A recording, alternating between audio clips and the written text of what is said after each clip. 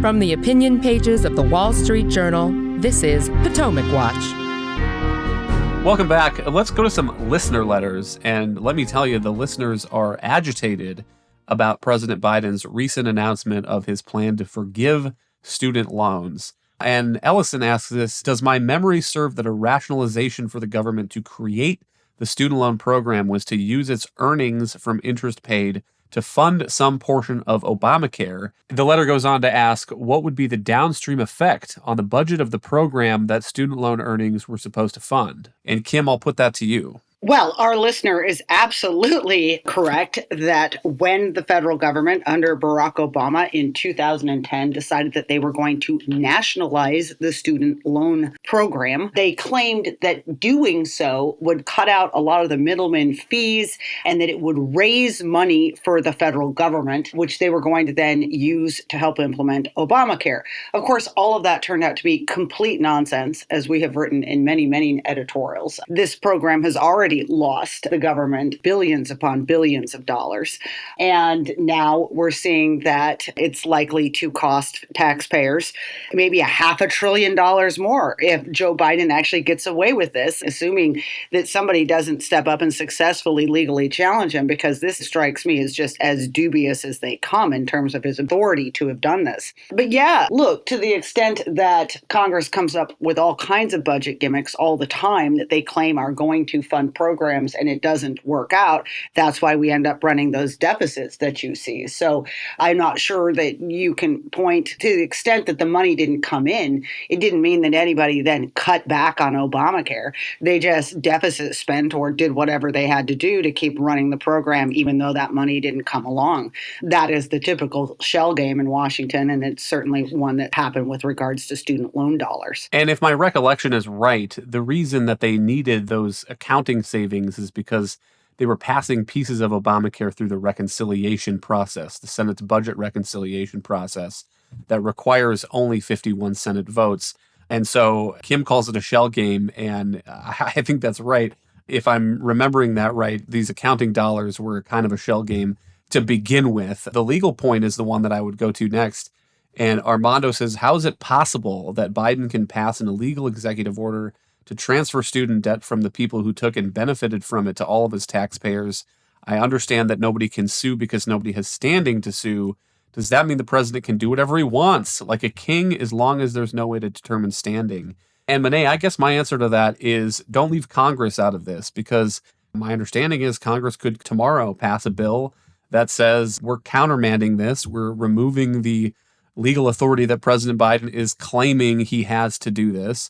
But founders thought Congress would be jealous guardians of their spending powers, and they're not. People on the Republican team are on the president's team when the president's a Republican, and people on the Democratic team are on the president's side when the president's a Democrat. Yeah, that's right. I think the listener is completely right to be alarmed by this unprecedented use of executive authority. These are the sorts of powers that legal scholars long would have debated, whether presidents had the authority to just eliminate potential credits from the federal balance sheet with executive power.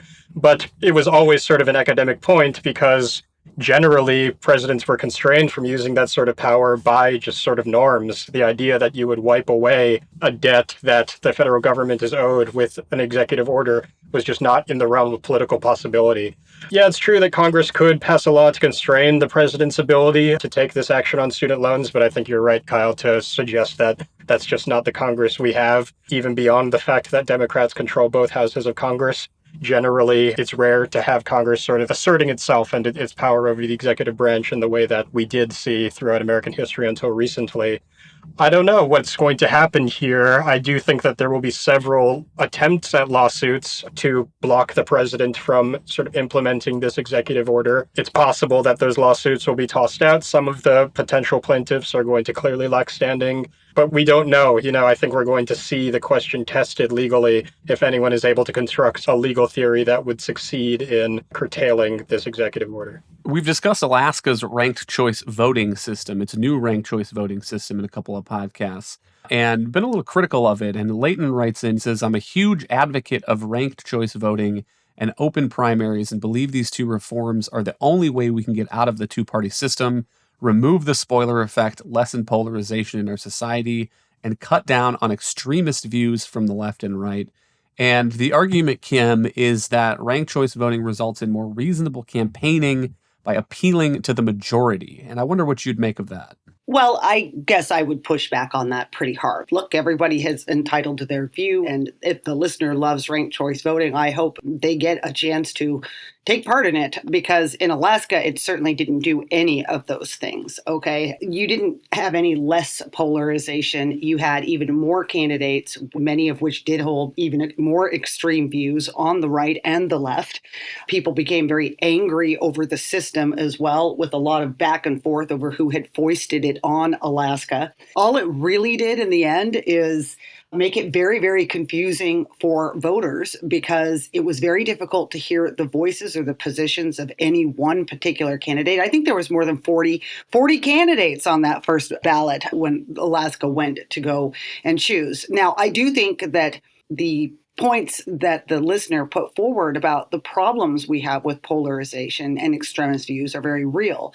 I would point to a different culprit in terms of one of the biggest factors in that, which would be gerrymandered districts, in which, for instance, take that New York district with Alexandra Ocasio-Cortez. We had Joe Crowley was a 10-term Democratic congressman and definitely a man of the left, okay? But what AOC understood is that that district is so gerrymandered that whoever ended up out of the primary with a D after their name, no matter how extreme they were going to be the congressperson for that district. So she challenged him, she beat him, and now we have if you want to talk about people who are definitely more on the radical side of politics, she's now in Congress. Those are the kind of things that I think really are driving the polarization in our country. But coming up with a very complex ballots that alienate people further from the political system and discourage them from going out to vote, I don't think necessarily helps. Let's do one more. Robert writes in on our criticisms of President Trump in particular for helping nominate candidates in some of these Republican Senate races in Georgia, in Pennsylvania, where there may have been a candidate who was a little more toward the center who might have more success in the general election. And Robert adds, your list of culprits had an important absence, the media. While many GOP candidates have stances, especially concerning the 2020 election, that are at odds with the general electorate, the same is also true for Democratic candidates in most swing states. And he cites Raphael Warnock, John Fetterman. He says they would be votes to nationalize health care, to nuke the Senate filibuster, maybe to pack the Supreme Court. And then Monet, he asks, why are these positions well outside the mainstream, not more front and center? Well, that's a good question for Robert, and I think he's asking a leading one. He probably knows the answer to it, and I agree. And the answer is essentially that the media tends to reflect a more left-wing perspective, and when they do see candidates who are coming from the progressive wing of the Democratic Party, that whether it's because they want to help these candidates or whether it's because they just don't see the water that they're swimming in, they tend not to treat certain positions of theirs as radical. I think we can think back to both of Bernie Sanders' presidential runs and positions on things like Medicare for All are treated as sort of a cute and bold when we really know that they were completely out of step with where the American electorate was.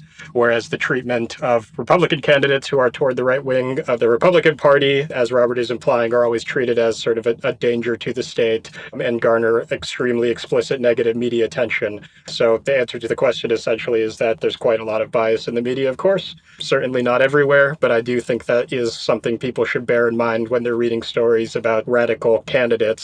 Radical is relative. But it is something that I think a good candidate knows and can compensate for. And another candidate running in Pennsylvania would be saying all day, every day, that John Fetterman wants to pass Medicare for All, to make private health insurance illegal.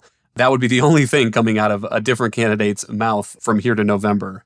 Thank you, Kim. Thank you, Monet. Thank you all for listening. Happy Friday to one and all. You can email us at pwpodcast@wsj.com to be in our next mailbag series. If you like the show, please hit that subscribe button, and we'll be back next week with another edition of Potomac Watch.